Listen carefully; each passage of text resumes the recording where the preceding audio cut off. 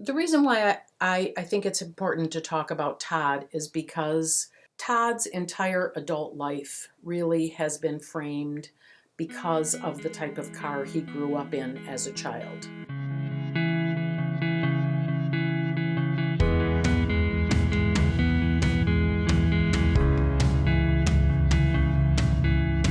Welcome to the 5th episode of What Drives You. This is a podcast about the family systems and the car, which is a metaphor developed by Ellen Shute, LMSW, who is an adjunct professor at the University of Michigan and has been working with family systems since 1991. She's also the founder of Empowerment Partners, a counseling and consultation firm here in Michigan. I'm Tolly Taylor, a reporter here in Ann Arbor, though not for much longer. We'll be continuing the podcast from my new home in South Bend, Indiana, and I look forward to that. Today we're discussing what we learn in our cars and how what we learn in our cars affects our adult lives. Ellen, take it away. Thanks, Tolly. I look forward to doing this from another location. Yeah, absolutely. Continuing to work together. That's right. I'm glad we'll get to continue. Yes, me too. For me, the whole point of understanding the car is to help us understand why people do what they do as adults. I primarily work in my counseling practice with adults, and I often wonder how someone developed particular behaviors or ways of managing situations, and that really was one of the things that started me thinking about their family in the car. And so it's been very, very helpful for me to help people understand that these things that they're doing now, the way that they experience life now, was what they learned within the context of the many cars of their life, primarily the car that they had when they were 10 years of age or under.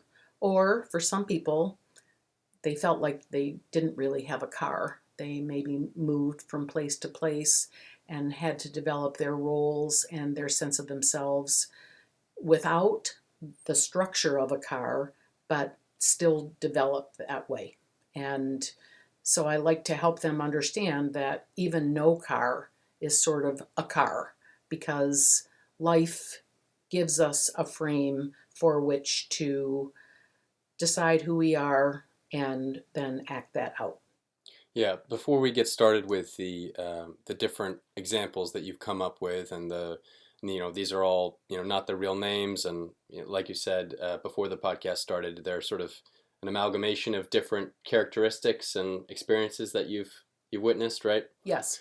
Before we get started with that, my question in thinking about the episodes that we've done so far and just about this topic in general is, how do you go about trying to convince someone or persuade someone that their car is a certain way when maybe either, like you said, they feel like they don't have one, or perhaps they just can't quite come to terms with the fact that they have a certain type of car?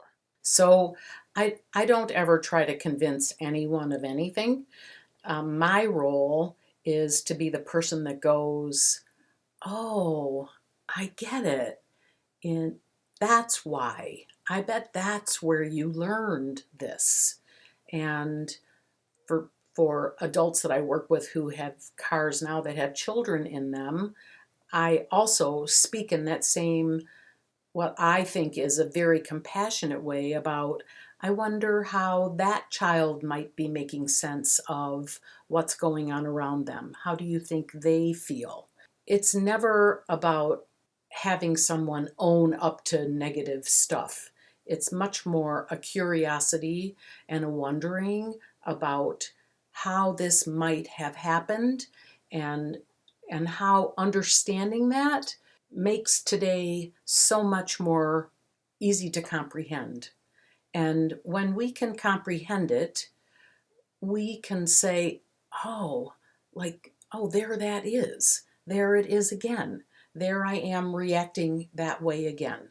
And for all of the people that I've worked with and used this analogy, it's always been as a sense of relief and understanding.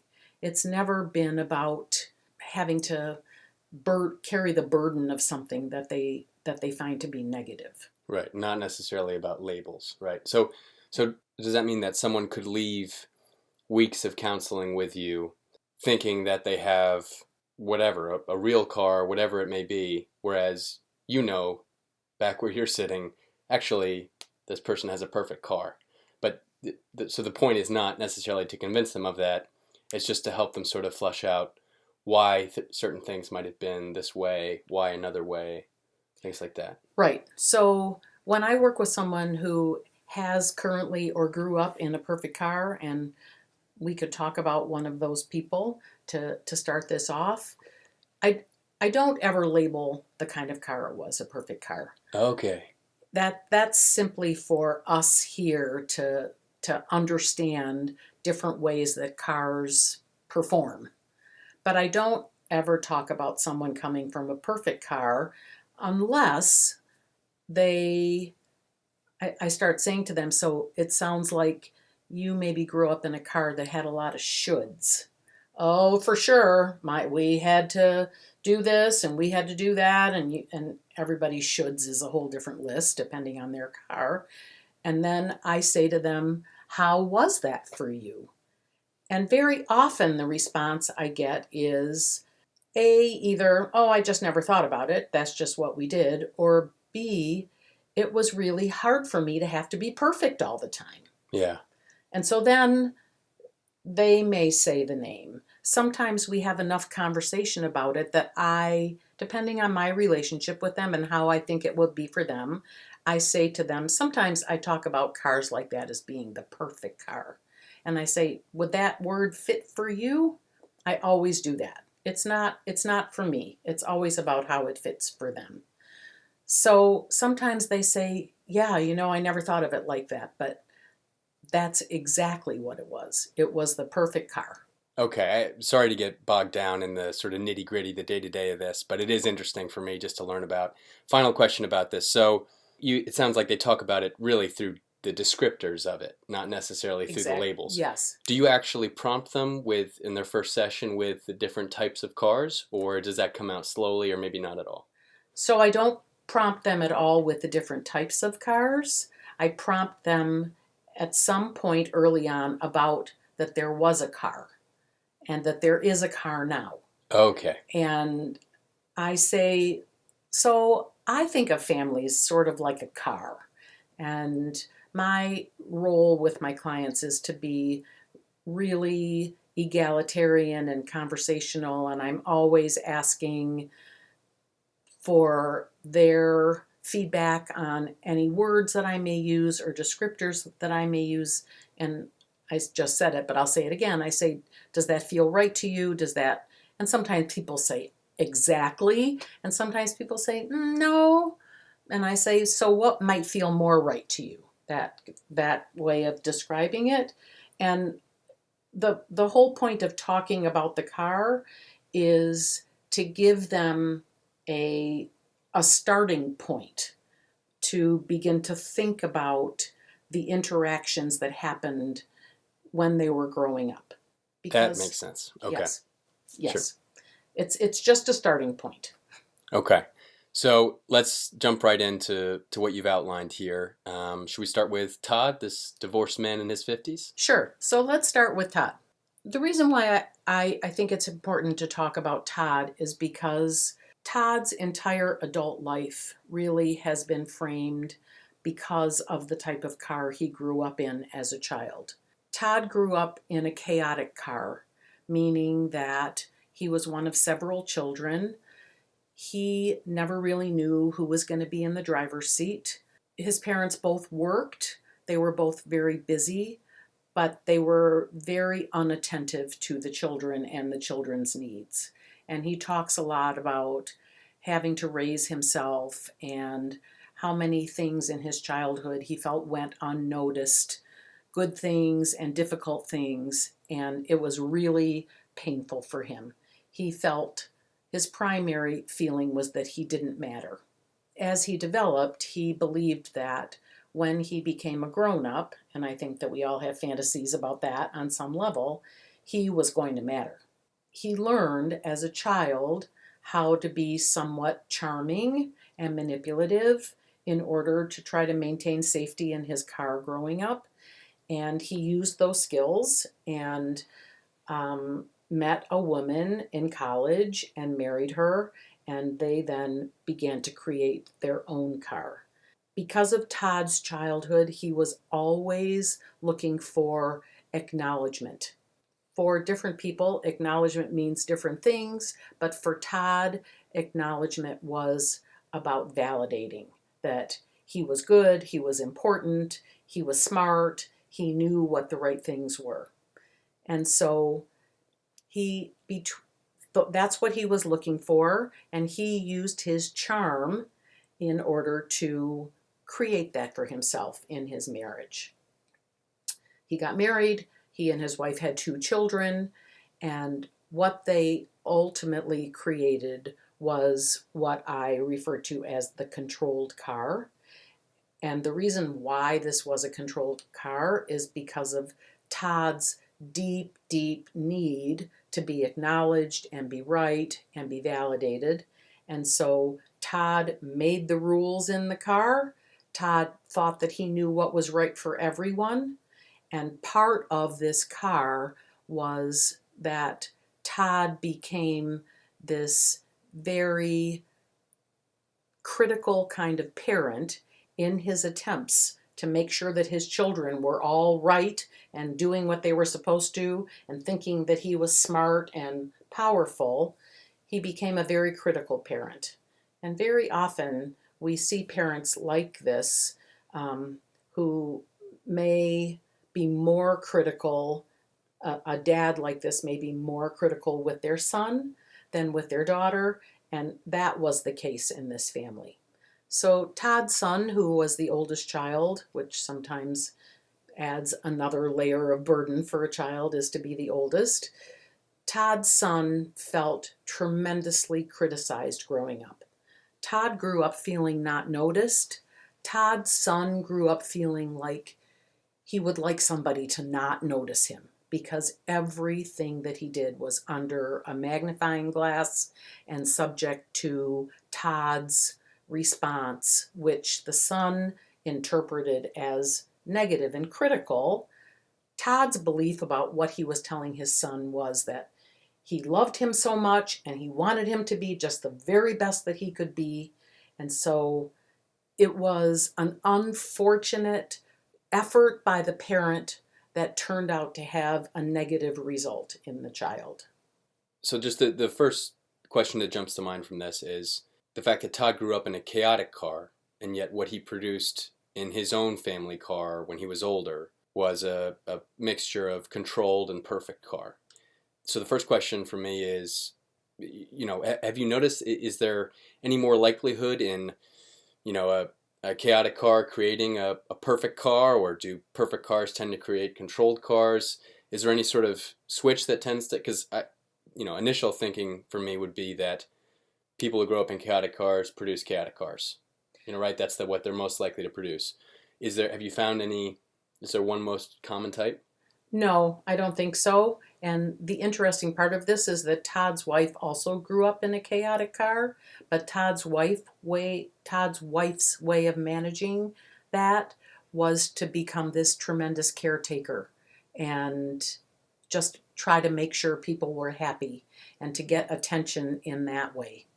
And so it then creates this perfect storm in the car that they create together, that Todd becomes the one who's trying to get everything to be right and perfect in order to validate himself unconsciously. He doesn't think that. Sure. And his wife is just trying to pat things down and make sure that they're happy. And when dad's mean, the wife comes in and tries to settle the kids down. But they both grew up in chaotic cars. There isn't any way of predicting how our perception of our experience growing up and how that's going to sort of mix with our DNA and our life circumstances into what happens. Right. Yes. Seems like personality and what's been internalized is the variable there that can lead to different Absolutely. cars. And again, what the child internalizes very often is not what the parent is intending. That's really at the key of this. Yeah, that's at the heart of this. Okay, It is that is. okay? Yes. Yeah, that seems like okay. That would be the part I would underline if this were written in a textbook. Exactly. Right. That gets the yellow highlighter. Okay, so how did you go about trying to help Todd and his wife? And well, I know these names are, these might be Yes. combinations of different people, but how would you go about if this exact person came to you? How would you go about? So this person didn't come to me until after the homeostasis in this family blew apart, which happened as a result of their late adolescent son overdosing and dying. What happens often in families where a child feels heavily criticized, or that no matter what they do, it's just not good enough and people always want more, is that they generally develop a pretty negative internal conversation that they have with themselves, that I'm bad, bad again. They're, somebody's going to tell me I'm bad. And when we have those kinds of negative conversations a lot, it's a very common thing that we try to do something to shut those conversations up. And the one of the most accessible and easiest and developmentally almost appropriate things to do is to begin experimenting with drugs and alcohol. And when we use drugs or drink alcohol, it shuts the voices up. It does it. It quiets them for a while. Then the voices generally come back, and oftentimes they're louder because we're mad at ourselves that we used the drugs and alcohol. But then the thing about drugs and alcohol is that there's a chemical reaction that for some people are not able to stop. And that was the case with Todd's son. I think you used the phrase, what was it, developmentally appropriate response? Or Sure, because Todd's son was a teenager and all of his friends were experimenting with drugs and alcohol, which Sure. is, I think, a common unfortunate or fortunate, however you may look at it. I'm not judging that. But for his friends who have a beer or two or smoke weed every now and then, for someone who has the addictive gene inside of them, that's going to be hard to stop. And those behaviors may lead to other much more dangerous things, which is what happened with Todd. right. Combined with, I'll just say this little thing, Yeah. that lots of teenagers have their wisdom teeth pulled, and as a result of having their wisdom teeth pulled are prescribed, Heavy painkillers. yes, Right. Yeah. and that then becomes a gateway into usually heroin use, which is what Todd's son used and overdosed. I see. Mm-hmm. Wow. So Todd came to you with this information, with his son who did this, and As a result of the overdose of his son and the death of his son, he and his wife got divorced. Right. And Todd came to me as a single man in his 50s, mourning his son and his marriage, and feeling mostly like no matter what I do in my life, it's wrong, because he learned that in his car. And here his adult attempts to make it different didn't make it different and really caused him tremendous, tremendous devastation. I mean, it was tragic for him. I mean, this is just me speaking without the, any of the training that you've had, but, someone relating that type of story to me, I think I would just sort of be staggered by the amount of trauma and heartache that they've been through. How do you go about helping Todd? I go about helping Todd through his initial car that taught him that he wasn't valuable. And we talk for a long, long time, weeks and months and years, about how that teaching is just not true, because every human is valuable. And that what you heard from your parents not paying attention to you was your childish perception of what that meant. even though it probably wasn't what it meant to them. And it's just not true. Right. Those are the lessons that he had internalized from his chaotic car, Exactly. and so that's what he, sort of moved forward with his life thinking all the time. Yes. And so my work with Todd is about trying to help Todd learn what he never learned as a child, is that he has many, many strengths and many challenges, and some situations are going to be hard for him and some situations are going to be easier for him, but that he doesn't have to be perfect. He can just be Todd, and that could be enough, that he doesn't need to continue living his life feeling like he has to do something in order to be okay. It seems like we could talk for Todd the entirety of this podcast, Sure. but in order to give sort of a different breadth of experience and just to give some different examples, good to move on to Leslie. Yep. Okay, so Leslie is a married mom of 3. Yes. So Leslie grew up in a perfect car. She grew up in the car of shoulds. Leslie's parents were the perfect parents. They did everything they were supposed to. Leslie and her sibling also were expected to be the perfect children. The parents had tremendous influence in telling them, again, how they should act, what they should do, where they should go. And Leslie's experience of growing up in that family was very much of being smothered by her parents, and that her own thoughts and feelings about anything didn't matter, because all that mattered was that she measure up to the expectations of the family. And the family had pretty strong expectations for many, many areas of her life. Who her friends were, what she did, all those things. What happened for Leslie is that as a teenager, she developed an eating disorder, which is a very common response to a child who feels that they grow up with controlling parents. And in order to have a perfect car, the parents, it is a controlling environment, and that's how she experienced it. So she got help with her eating disorder so that her health is no longer in jeopardy in terms of her eating. She grew up, she got married, she has children now, but she suffers with tremendous anxiety and depression. And she still in her life is very, very much ruled by shoulds. So if you ask her about her marriage, she really has no real thoughts or feelings on her own about it. She compares it to how she thinks her neighbors' marriages are, or how she sees marriages on television, or reads about them in books. So she feels bad about herself because in her mind, this isn't what it's supposed to be. And according to her, everything has a supposed to, and the goal in life is just to meet up to that.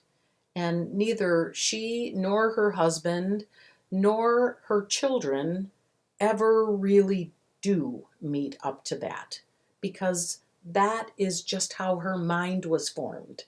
Of course. I mean, to me, she's comparing the ups and downs, the good days and the bad days, all the complexities of her marriage and her life to just the outer facades of her neighbors, which of course come across as polished and perfect. And Exactly. So she never learned that messy families are healthy families.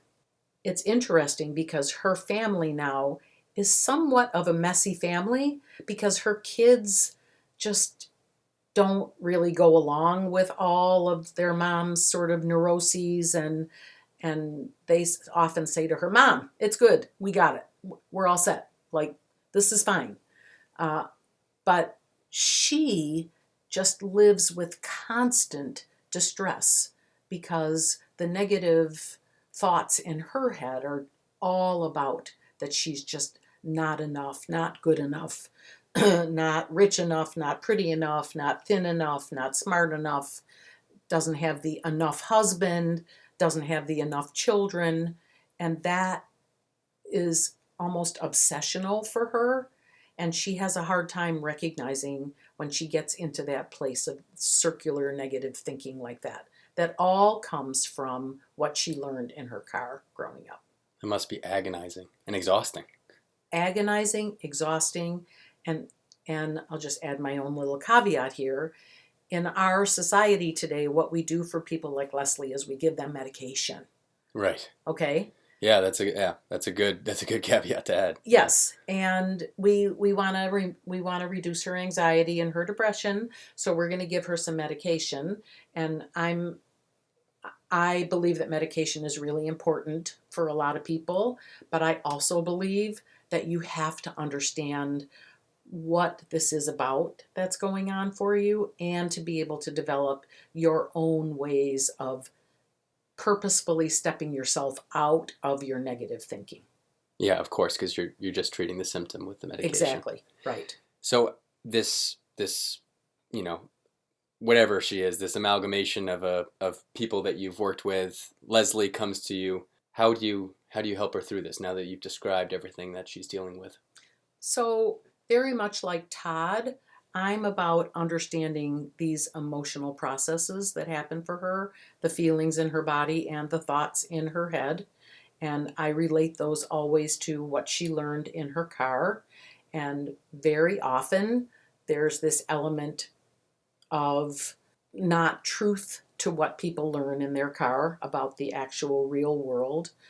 And for someone like Leslie, I work really hard with her to help her be able to be mindful in any given moment and understand that in that moment that there really is no danger, that it's okay, and that she has the ability to beckon that moment whenever she would like to. That it isn't up to anybody else, that no one else controls that anymore but her. Now, with someone like Leslie, I also have to help Leslie feel like she deserves to live more peacefully, because there's something about this process for her that is almost part of her badge of honor, that she's the worrier and she's going to make sure that things are perfect. So it's a multi-pronged approach, but my goal is to help her to be able to have less distress that came to her from being raised in the car that she was raised. This seems like an interesting point, though, that maybe we haven't touched on as much before. That, yeah, I've seen people like this who sort of, you said, wear it as a badge of honor, this type of either control or obsessive thinking that, yes, that they're taking care of everyone and that it's required of them to do this. It's their identity. Right. It's what makes them have value. But if they derive a sense of satisfaction from that, right? So many of these other things, I mean, Todd, to me, it seems much more straightforward. He's suffering. He wants help to deal with the suffering and to change his own inner thoughts. But if this other type, if Leslie is deriving satisfaction from it, that must make it a little more addictive, right? Or a different animal to deal with. It is. And I understand that we all have a part of us that do things like that. We all do. But we also all have way more to us than that. And that's my goal with Leslie, is to help her see that she's so much more than just that person that needs her kids to be perfect. And the way that I'm able to say that to her is through our relationship. Like, I see so much more in you. And I do. I see so much more in everyone I work with. That's just what I do. That's just who I am. People come in and I'm looking for their strengths, always looking for their strengths. Yeah. Well, that's, seems like a necessary quality to have if you're going to do this since 1991. It's helpful. Yeah. Yes.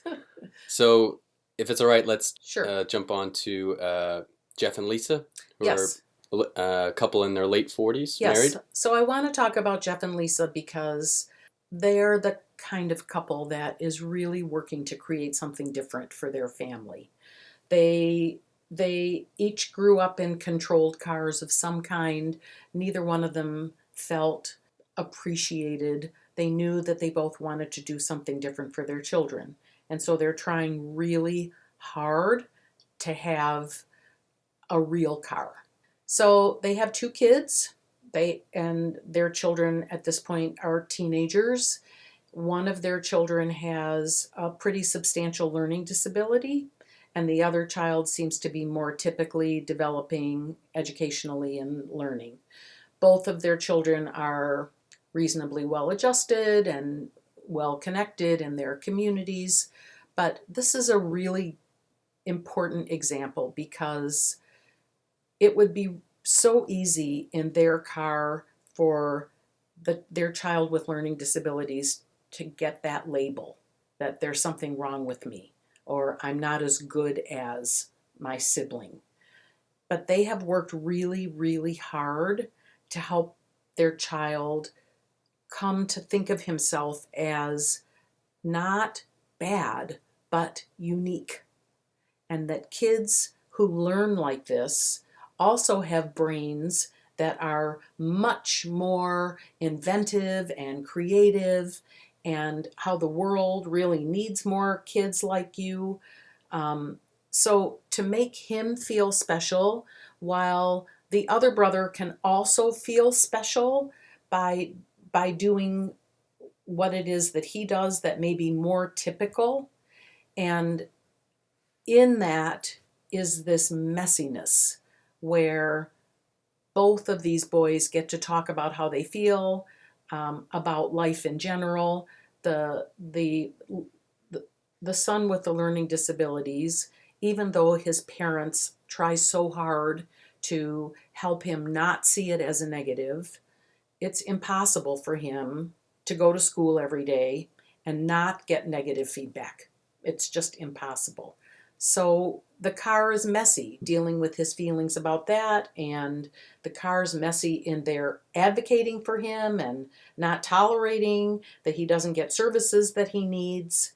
And this couple works really hard in order to try to give each of their children the very best that they can in terms of how they think about themselves without labeling. And they still are labeled. One of them is the funny one of them is the more serious one. Those kinds of labels are okay.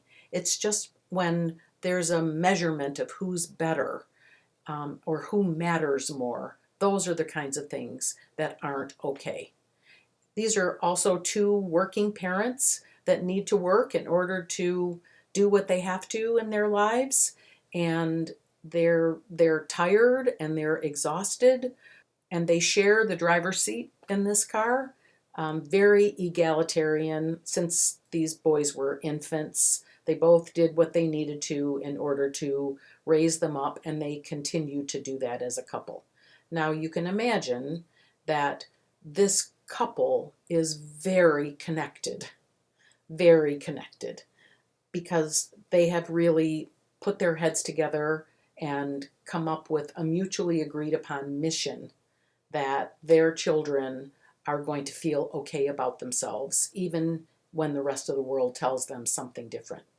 You hear stories like this all the time with a child with a disability, and the child grows up thinking that okay, so I don't have this or I don't have that, but I'm still expected to be just like a full person, and how those kids do grow up to be full people.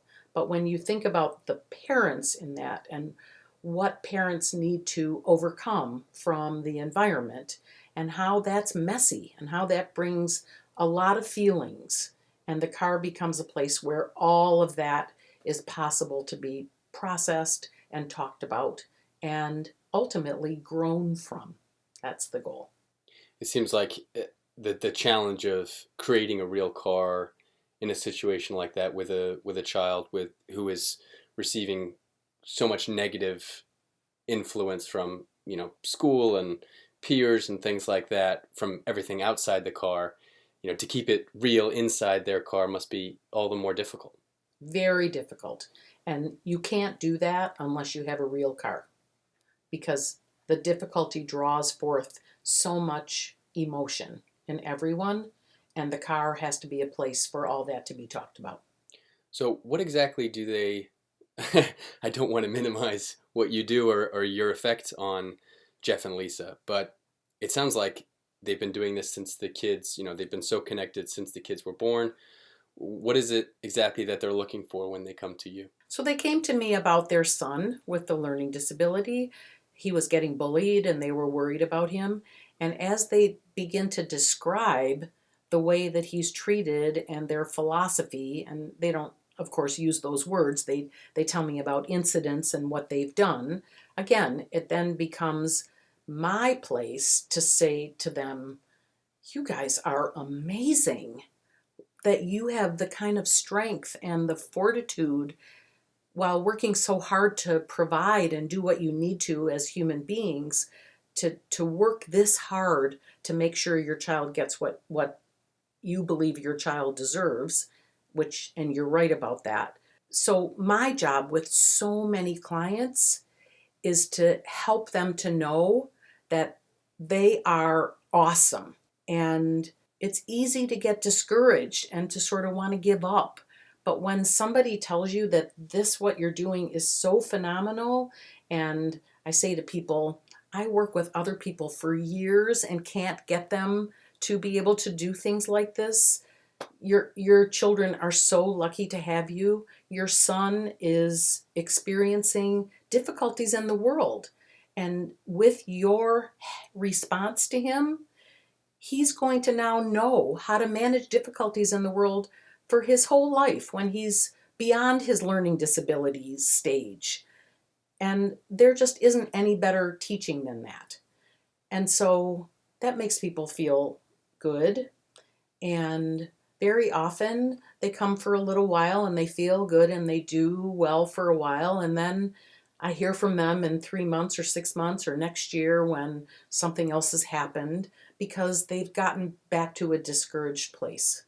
And they need to be reminded, not only reminded of their strengths, but I think to have their strengths acknowledged. When you advocate for your child with the school system, nobody is sitting there telling you what a great parent you are that you're doing this. They're just saying, no, we really don't want to provide these services and stuff. And so it's a lonely, hard job. That's why to have a real family and be able to do that within the context of a couple, a lot of parents do this by themselves. And so you can imagine that when they come to me, they're what I call empty. They're empty. A lot of what I do with people is help them figure out how to nurture themselves while they're doing this hard work, self-care rather than self-criticism.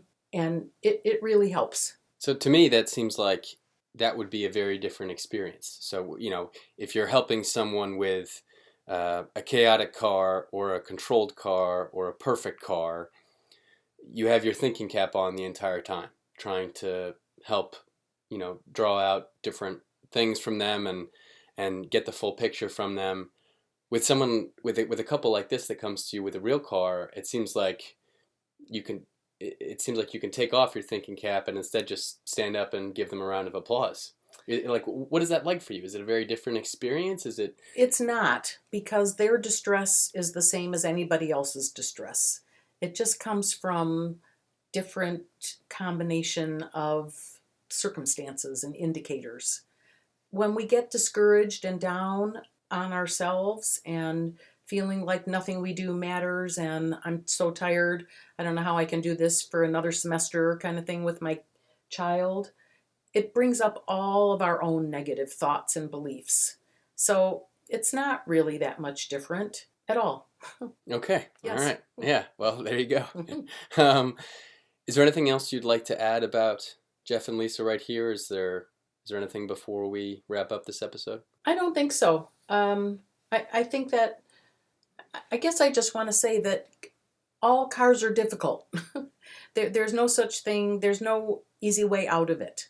But what my belief is, and I guess sort of the way that I conduct my life is that it is the difficulty in our cars that offers us opportunities for growth and connection and the good things in this life. does seem like once again, this episode I think has underlined just how valuable this metaphor or this tool can be for different types of people going through different types of experiences. Next time, we're going to have another person joining us. Yes. The person we haven't quite decided who that's going to be yet, but we liked how that went in episode 4. Is there anything else you'd like to preview for the next episode? I just would like to say that we're focusing a lot on what people learn in their cars. I'd also like episode 4 to be a positive thing about how we can unlearn or augment our learning from our cars in order to be able to create something different for ourselves as adults. You're saying that's what you want people to take away from the last episode, or Both. Oh, okay. Yes. In future episodes, you want Yes. people to take that away as well. Yes. I see. Okay. Mhm. Yeah, that seems like a valuable point to make. Mm-hmm. All right. Well, I think that's everything from Ellen Shute and from Tolly Taylor. This is the What Drives You podcast, and we'll catch you next time.